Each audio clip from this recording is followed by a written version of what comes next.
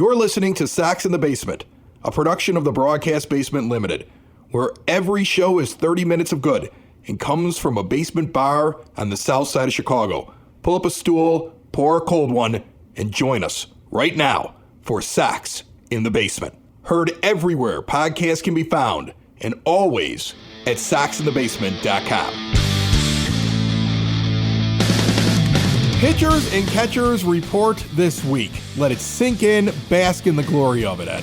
Yes, it is that time of year when we get to see live pictures of guys in shorts and t-shirts half-heartedly throwing to each other. But it's glorious all the same time. I mean, I cannot wait to see Dylan Cease kind of going through his windup and lobbing a ball in the general direction of Sebi Zavala. I cannot wait to see Michael Kopech try not to pull his hamstring, just playing a little long toss with Yasmani Grandal, who I hope also does not pull anything while he's doing that. So, does Dylan Cease show up with a mustache, grow the mustache during spring training, or go with a completely different look this year? What do you think? I am honestly hoping he like Doc Holliday's it this year, right? Yes. He's got that whole look going. So like I don't know. Little thing underneath, like the little triangle underneath the lower lip. Yeah, and like heavily waxed down. That whole thing. Yes. I want him to have somebody say, "I'm your Huckleberry" before they get a hit off of him. Yes, that would be awesome. I would love that. That's awesome. And then who do you think is the first person that's in the best shape of their life? Lucas Giolito. Yeah, that's what they're going to do. They're going to push that immediately. Because he's made a point of saying he had to get in a different kind of shape, so he'll be in the best shape of his life. Best shape of his life. All right. So I have a big giant wheel here on the bar today. We've used this if you've ever seen us when we're out on location, and when I spin it, we use it to give away stuff and have contests and things like that. Today on the board, I've written a bunch of random topics because as we enter spring training officially with pitchers and catchers reporting, there's things I want to get out of the way. There's things I want to kick off. We have a new segment we're bringing to Sox in the Basement each and every week, and it's going to feature somebody you've heard on the show before getting a regular spot on this program. I'm very excited about that. And there's some random things that I would love to just dive into today that may or may not be sports related. So we're doing all of that in 30 minutes of Sox, and it's all brought to you by Cork and Carry at the Park, the official sponsors of Sox in the Basement. Get out there in the shadow of the ballpark, pregame, postgame, in-game, whenever you want to get out and have a good time with an extensive bar, rotation of craft beers, familiar favorites, spirits, wines, an award-winning menu of burgers and ballpark favorites. Let me tell you something. When you go over to 33rd and Princeton before the game, you bring the whole family over. I'm going to guarantee you're going to get great food at a great price. It's going to help you with your ballpark experience. We always talk about the White Sox having a hard time with their experience. You can up your experience on game day by including Cork and Carry at the Park in your plans. Get over there, check it all out, see everything they have to offer, and for your next party, rent the place out or check out one of their amazing rooms that are available along Western Avenue at 10614 South Western Avenue, corkandcarry.com. All right, first thing we're going to spin on here. Wheel of topic, turn. Tell us how much time we should burn. All right, let's take a look. First thing's going to be the Rules Committee. They have made a rule that came about in the pandemic permanent, and they have expanded upon another rule when it comes to position players pitching. The position players pitching thing, explain this to me, Ed. The way it's going to work, first of all, it seems as though they're doing everything they can to stop people from using their backup catcher as a pitcher in a game. So what is the rule going into this year now? The rule is if it's fun, the Major League Baseball doesn't want you to have it. No, that's not true. The actual rule is the new guidelines are leading teams have to be up by 10 or more runs in the ninth inning in order to let a position player pitch, and trailing teams can use a position player anytime it's down by 8 or more runs, or extra innings. You can do it anytime in extra innings. Right. Anytime in extra innings, and that's a smart way to do things. They're trying their damnedest to stop position players from going out and pitching. I don't exactly know what the real reason is behind it, but I don't care. The 132 position player pitching appearances in 2022 probably has something to do with it. And that's not including Shohei Ohtani, who counts as a regular pitcher. But I mean, what is the problem with it? Is it because it makes games go longer because the guy's terrible? Is it because like managers say, we just want to win the series, so we're just conceding this game and they're trying to prevent that? That's what I'm trying to figure out. the motivation behind it seems murky to me. I know it was unanimous. Like everybody was like, yeah, we're stopping this from happening. So they clearly don't like the fact that guys are being utilized as pitchers in games to save bullpen arms. So this is something Major League Baseball really wants to put their thumb down on and snuff out as best as possible. And so this rule does that. But I mean, what do you think the motivation is? I really don't know. And here's the thing, like, they want more offense, right? They want higher scoring games. They want games with more action to them. But then this is the result, right? If you're going to have games where offense is huge and guys are getting blown out, yeah, teams aren't going to be stupid with their pitchers and start shuffling guys in and out. You also have to consider guys have to face a minimum amount of batters. There's all this stuff that goes into it now, right? And so I think the fact that there were more appearances last year than any other time by position players on the mound, I think was characteristic of how the offenses went, and how we were getting more blowouts. And it's not even with the happy fun ball, right? And home runs weren't necessarily even up. But it's just one of those where I don't understand the motivation behind it. I think it was one of those anomalies last year where teams were throwing guys out there. They were having a bit of fun with it. There was a lot of highlight reels of position players pitching and guys getting hits off of them or taking, Travis d'Arnaud from the Braves getting hit in the back and collapsing on a 45-mile-an-hour pitch just to joke around. I really, honestly, I was being facetious when I said MLB doesn't want anything fun on the field. But I feel like they felt like it was making a mockery of the game to have guys lobbing ephises up there and goofing around. The other rule, though, that has been made permanent is the extra innings rule with the runner that goes on second base to kick off the extra innings. That is now a permanent rule. It is no longer an experimental rule. So whoever was the last guy up at the plate is going to be the designated runner. Of course, you can pinch run for him. Here's my thing. I have no problem with this rule. I know baseball purists hate change. I always hated change too, but there was a point in time in Major League Baseball where with 2 strikes on you, if you fouled off a pitch, it was strike 3. I mean, it's okay every once in a while to evolve. I know they want to make the games quicker. I know they want to come to a conclusion of these games. I mean, I know a baseball purist that's in his 70s. It's my dad who loves the idea of games moving quicker because he's sick of sitting there for 3.5 hours and probably doesn't want to watch an 18-inning game on a Wednesday. And most people don't stick around the ballpark when that's happening. So I'm totally fine with it, and it also adds a little bit of strategy. Our manager last year couldn't figure it out. Tony La Russa was terrible at that. I think that's why I'm against the rule, because I have PTSD from watching Tony La Russa not be able to manage his way out of a paper bag when it came to the extra inning rules. But a competent manager can handle it. And we saw so many interesting ways that managers approached it. Like the way that teams that played the White Sox, they would walk a slow runner, or they would walk somebody that they felt like they wanted to get to someone that has a tendency to hit in the double plays. Or that couldn't lay down a bunt. Yeah, it adds to the strategy in extra innings. It quickens the game. I don't have a major problem with it. I know there's people that hate change, but to me, as long as you're keeping it pure in the postseason, I really don't care about what happens on a Wednesday night. Figure out who the winner is and move on. I'm okay with it. Yeah, I think better managed, I will be happier with it, because I agree with everything you said there. It moves the game along. And those extra inning games, too often you get, you get just one guy on second base with 2 outs and nothing happens, or you get through a bunch of innings, you've swapped out a guy for defense, and now there's just, some lesser hitters in the lineup. There's all sorts of things that contribute to extra inning games just going way too long. So at least this gives an opportunity for it to go 1 extra inning, which is good. All right, let's spin the wheel now. And we have random weird phone call in the soxinthebasement.com. Here we go. Just put Jake Booger at third. I'll put Jake Booger at third and put Yohan Moncada at second. But you can make a trade too. You could trade him in July. Yohan Moncada, trade him in July, and you'll get a decent player, infield or outfield. All right. So Jake Booger and Yadier Moncada were the subjects of that phone call. Oh, well, okay. Yes.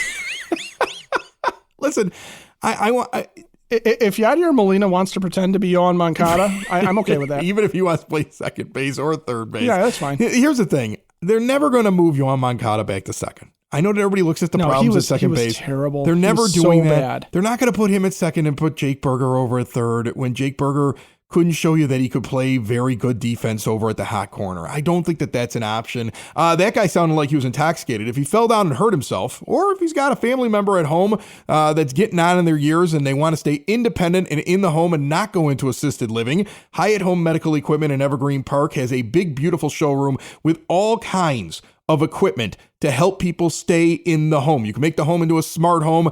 You can program an app that opens and closes doors. There's lifts that get you from one floor to the next floor. They can set up the bathroom so that you're less of a fall risk. All kinds of ways to alert family members in case something happens to you. Plus, they have the latest in CPAP technology for those that suffer from sleep apnea, and they have the latest in diabetes control. They work with your insurance, and if you mention Sox in the Basement, you get additional money off. See everything they have to offer at hhme.com or stop in and see them today at 3518 West 95th Street. On to the next thing here.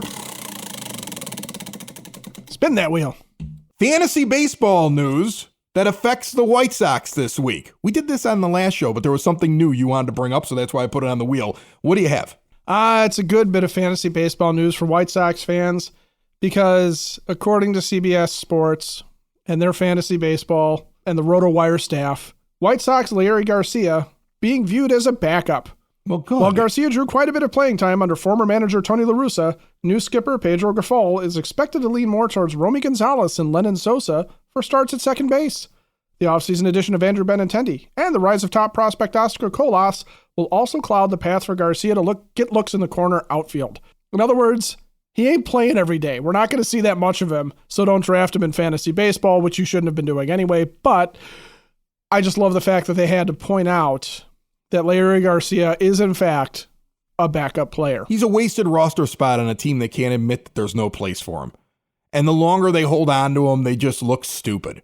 And because they don't want to admit that they wasted money signing a stupid contract with him when you could get that kind of performance out of anybody.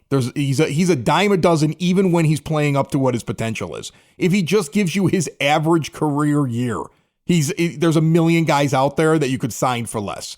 So he's a dumb contract. He's the 26th man on your roster, and he's somebody that the team just holds on to because they can't admit that they're wrong. And Jerry Reinsdorf doesn't like having his money wasted. We talked about this. Rick Hahn's biggest blunder is if he signs somebody to a deal and the guy doesn't actually take the field and he wastes Jerry's money. That's why the Mike Clevenger thing is probably the scariest thing to him actually remaining in the front office. Because if it goes the wrong way, and public pressure pushes them, they have to get rid of Clevenger, and Reinsdorf has to eat all of that money and doesn't get out from underneath it. That could be the end of Rick and Kenny. It could easily be their end, and that's why Larry Garcia is still on the team this year. There is absolutely no other reason for him to be there. Let's move on. I don't want to talk about him anymore. Can we need like a ban on Larry Garcia being talked about on this show for a while. Okay? That was the last time he will be mentioned, unless he does something good. He's going to have the spring training of his life. You know that, right? He's going to hit 450. And then they should immediately trade him to somebody else. It'd be great. All right, here. I'm going to talk about a frustration that happened today and an idea that I have. A little bit of actual spring cleaning here on Sox in the Basement. That's what I have here. Oh, God, you're firing me. The original banner that was up last year, it is 10 or 12 feet long. It's huge. So you really have to have some room. But if you want it, reach out to us through soxinthebasement.com or hit me up in the DMs on one of our social media sites. Because I have this thing rolled up and I have nowhere to put it. It's the big giant thing that says, the home of the podcast, for fans, by fans, Sox in the Basement. It's got the Cork and Carry at the Park logo on it. It's got the big Sox in the Basement logo on it. If you want the banner that was up at 33rd and Princeton at our sponsor's home, Cork and Carry at the Park, I have it. I'm not even having a contest for this. I will just give it away. All right. I would love it if I got like a voicemail, like what you would do with it. I am curious what you would do with this giant banner. But for all the people that always walk up to me and say, how do I get my hands on one of those banners? And I look at them like they're crazy and I don't know what they would do with it. My only request is you have to explain why you want this giant 10 to 12 foot long banner. And then I want a picture of where you put it in your house, preferably with like your significant other making a sad or annoyed face that you put it inside their house. Okay. It's there. It's available to you. Just hit us up on one of the social media sites or go to soxinthebasement.com. Ed. Or Chuck Garfine, if you want to use it as a bathrobe, I'm happy to have it tailored to fit you. The other thing is, I'm just putting this out there to anybody out in the Sox in the Basement listener base that is artistic, that it does very well with graphics. I went out and spent hours today, Ed, because I thought that I could just get a program. I went and got Adobe Illustrator, and I had all these ideas over the weekend for like merchandise and stuff I want to do for the Southside Irish Parade and stuff for the new season and everything like that. And I spent hours and accomplished nothing. I realize now that I am too stupid and incapable of doing graphic design. I'm not having a contest. I'll tell you this right now. I'm not having a contest, but the new official policy of Sox in the Basement is if you come up with something cool that you think would look good on a hat, on a shirt, on whatever, and you have it, I promise that if we agree with you, not only will I use it, but I'll pay you for it. All right? Like, this isn't like I'll give you a case of beer. I'll pay you for it. If you're an artist and you make money making art, I'll pay for the artwork because I've decided I'm not artistic. I tried my hardest. I can't figure the damn thing out. I already requested my refund by the end of the day. I'm miserable. Which stick figure is me and which one is you? You know, that's a funny joke, but there's nothing for you to actually look at because I couldn't even draw a stick figure. I spent hours and got nothing done. I'm so frustrated with myself. That will probably bring us to the next thing. Oh, I hope we land on it here. We already got that one. Hold on a second. Here we go. Yes, we have a brand new segment here on Sox in the Basement. Good. And we're going to bring onto the show a man who not only comes up with great information when it comes to covering the White Sox, but also is the guy putting up all that great information on the scoreboard at the ballpark. The Sox nerd Dave Marin is now going to be joining us each and every week throughout spring training, throughout the season, hopefully forever. I love what Dave does. And give us the best stuff that he's found. Maybe even things that aren't going to end up on the scoreboard because he can't put it up there, or just stuff that he was like, I found this about a player, and this is what's going to be on this week. This is what you might have missed this weekend. And we're going to kick it off because pitchers and catchers are reporting with a look at one of those positions right now with the Sox nerd, Dave Marin.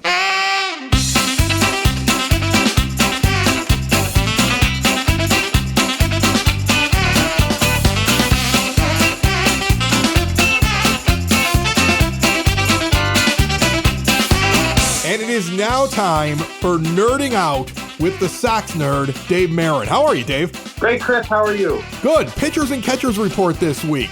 What interesting tidbits have you found out about? Let's start with pitchers. Well, with pitchers, I think all eyes will be on the closing situation with the unfortunate circumstance with Liam Hendriks. And I know you and I touched on this briefly about Ronaldo Lopez. Based on some of the numbers I found, he deserves a long look at closing. He posted career lows in home run percentage and walk percentage last year, and he tied his career high in strikeout percentage. But the thing that I really like is that he was unscored upon in 10 appearances in the ninth inning last season with an opponent's slash line of 171, 167, and 229. And he's the only relief pitcher you could take the back of his baseball card and put it next to Liam Hendriks' baseball card from last year and just look at the basic numbers, and he was actually better. I know he isn't in the same high-leverage situation and used always the same way as Hendriks was, but he's the only guy you can do that to, right? I agree, and I really like his demeanor. I mean, nothing really seems to rattle that guy. But I think when he gets in those situations, he doesn't let the moment get the best of him. And then also, I mean, that guy has had some historic performances. He had one relief stint against the Cubs. I think he went 4 or 5 perfect innings of relief. And then he had that 14 strikeout performance against the Tigers. And he's thrown a one-hitter. Kendall Graveman, I think everyone is looking at maybe as the guy who, would kind of naturally fall into that role because he was a closer for Seattle the year before he came to the Sox. But last year, he was just 6 of 12 on save situations. And his ERA, I found in those was 8.03, which you won't see on the scoreboard. But anyway,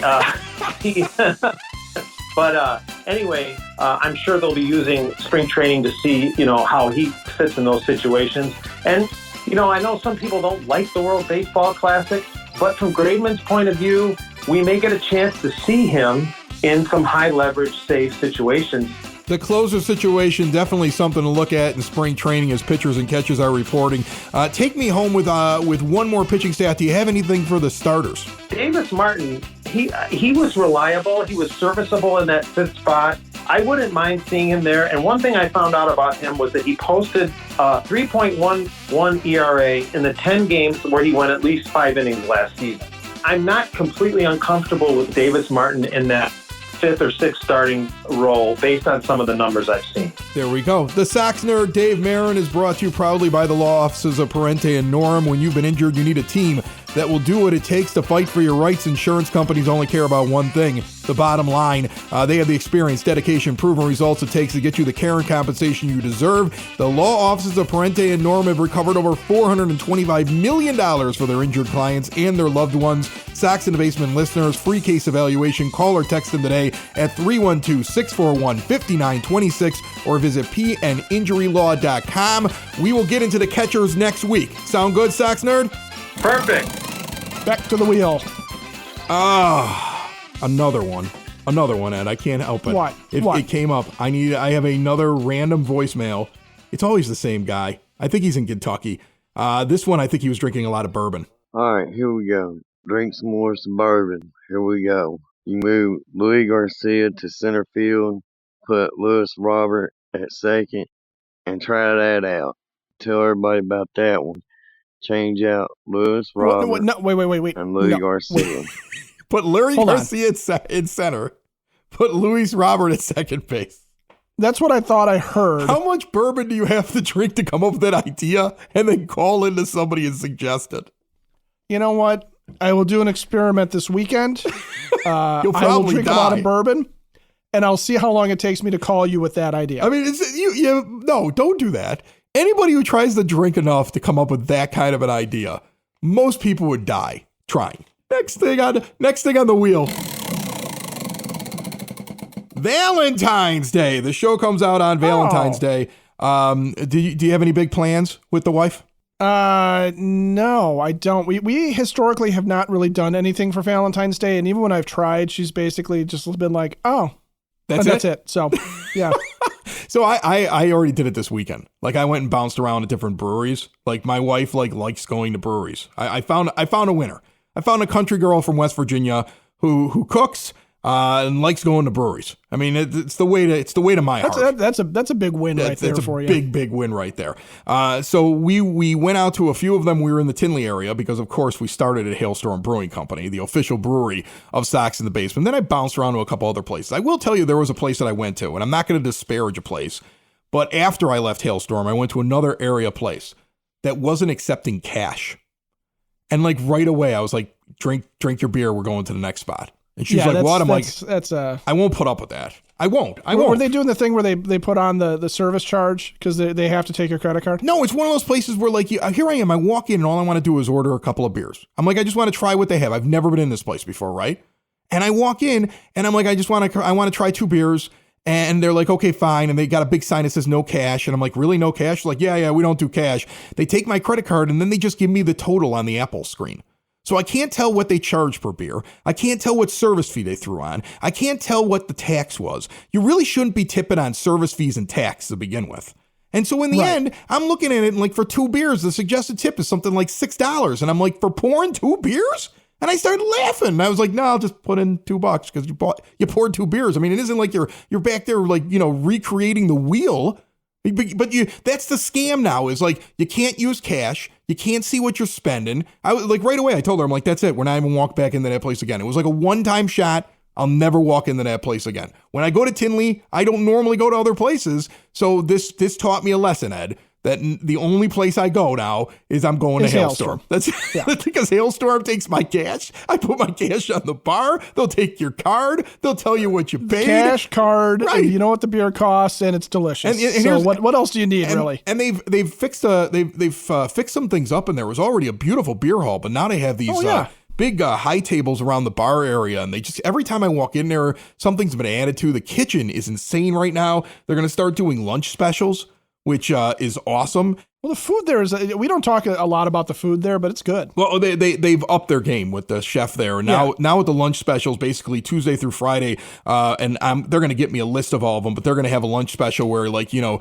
get the lunch, you get the beer. It all comes out to pretty much the price of the lunch. and which I think is just a great deal right there. And then if you're looking for a last-minute Valentine's Day thing, I know this show is on demand, but if you listen on the day it came out on the 14th of February, check their website, hailstormbrewing.com. They have a dinner and beer pairing going on. It's 5 courses. It's a ticketed event, but you can get them online. You could probably do it day of. From what I can see here, you can still order them as we're sitting here recording. 6 p.m. start, last minute thing if you're looking for it. $155 a couple. That includes the gratuity and the tax. So there's a fillet in there as one of the courses. You're getting man. 5 beers. Okay. You're getting 5 courses. There's a fillet in there is the main thing. And I looked at all the rest of the course. You can see the whole menu online. That's a bargain. So trust me, guys, if you're like last minute, and she likes going out and drinking craft beer, hailstormbrewing.com. All right, let's spin the wheel again. We're running out of things. Thank God. I don't even know why I'm spinning. There's only like 2 things left. Forget it. I'm just going to pick one off of here. Flip a coin at this point. Yeah, flip a coin at this point. I have on here a movie that you watched that you did not like recently. And I did this because I watched the movie I hated. I was like, if we get to this point in the show and there's still some time left, I want to bag on this movie. But I want to give you the opportunity first before I go on my rant. All right. I'm going to bag on Top Gun Maverick. I know really? It's probably, it's been done. Look, here's the thing. Once you realize that it's basically the plot to the first Star Wars movie, then the whole thing just falls apart for me. And at this point, Tom Cruise is just such a caricature of Tom Cruise in every movie that he does. All I'm sitting there is like, oh, look, Tom Cruise finally got to be in a Top Gun parody. So that's really all I got out of it. I mean, there is that point where they're diving into the mountain and it's like, stay on target. They're actually in the trench, aren't they? Pull in Star Wars? Up. Yeah. And there's Migs on their 20 and, Biggs has to get out of there because he's lost an engine. I mean, come on. It's totally true. I hadn't even thought of that until you said it. So I watched this weekend, and it's funny because my daughter watched it and she was like, oh, you got to watch it, Dad. It's on Disney. I finally got around to watching Wakanda Forever. And I had one issue with it, which really kind of ruined the entire movie for me, because I liked the first Black Panther. Okay, I really did. And I thought I normally like all the Marvel movies, but I didn't get the idea that you could have just a random character that you needed to insert into the movie, who was an MIT student, who somehow at one point in the movie basically creates Iron Man's outfit and can fly it from scratch. He just from scratch makes Iron Man. Like, Tony Stark took longer than that. To me, at that moment, I was like, this movie's stupid. That, in fact, it was 2 hours and 45 minutes. It didn't need to be that long, right? It was a little long, yeah. Like, her entire plot point could have been satisfied by somebody who was already in existence in the world of Wakanda. And then they had her in the movie, and then it was like they couldn't figure out how to include her in the battle, so instantly she becomes Iron Man? Just for that battle, though, because then they take the suit back afterwards. This is my problem with the Marvel movies. They rush through these things to try and set up future stuff, right? So dumb. They're trying to set up Ironheart, which is in the comics when Tony Stark has died, his consciousness becomes the AI. He becomes Jarvis basically in an Iron Man suit. And then Ironheart, and I don't remember her actual name, but she takes over as Iron Man, but with like Tony as her mentor. So is that what she's going to be? I think that's what that's supposed to be. I'm sorry. But they rush through it and they stick them in places that it doesn't make any sense. Look how we nerded out so quickly here. Oh my God, what's wrong with us? I hope that Pedro Gafal will nerd out over the extra inning thing. Yes. I still like, this is going to be the test. Like, I decided, like, just to go back to the first thing we talked about, just a way to wrap a bow on this show. The fact that this is going to be normal now and it's not going away. And again, I'm okay with it. The strategy of winning in extra innings really is a test of a manager. We always talk about how much does a manager matter. A manager matters so much in extra innings now. In reality, a manager matters from basically the beginning of the 9th inning on, because he may already be setting things up for that extra innings. He's got to at least be conscious of what happens if we don't end up winning this game and it remains a tie. This is how it's going to go. This is how I want to set it up. Do I have a pitcher in my bullpen that can pitch well with a guy standing on second who may be a speed threat? Who do I have who doesn't let in inherited runners? Right, exactly. And it may change the way you do substitutions. I mean, it already had, but it's again, when it started in 2020, it was for 60 games. And then you've had a couple of years of it now. But I think every manager had to learn how to handle it. Tony La Russa never learned how to handle it. He was terrible at it. But I mean, the idea that, if you do a substitution and now all of a sudden you've got a catcher who's not very good at holding, base runners on, that guy on second's on third automatically. And now they're just trying to sacrifice him in. So there's so much. The idea of, do you walk the first guy to set up a double play?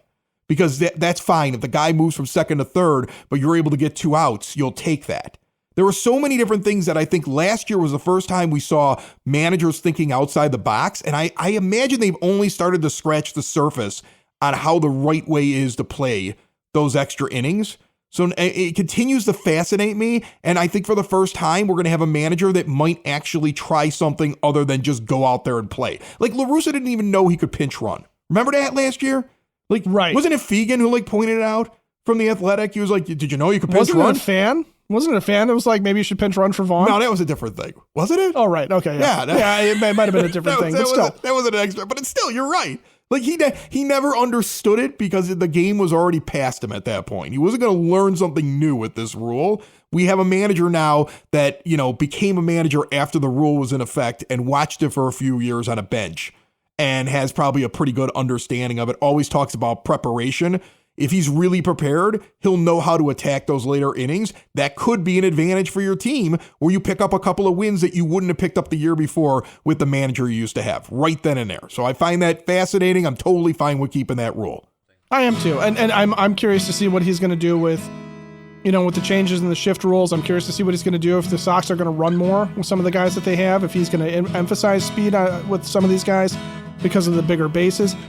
How Pedro deals with the rule changes could be the difference between the Sox looking up at the Guardians and Twins or the Sox being on top of the division and having a chance to go forward in the playoffs. Sox in the basement. Sox in the basement. Sox in the basement. Sox in the Basement. Heard everywhere podcasts can be found and always on soxinthebasement.com.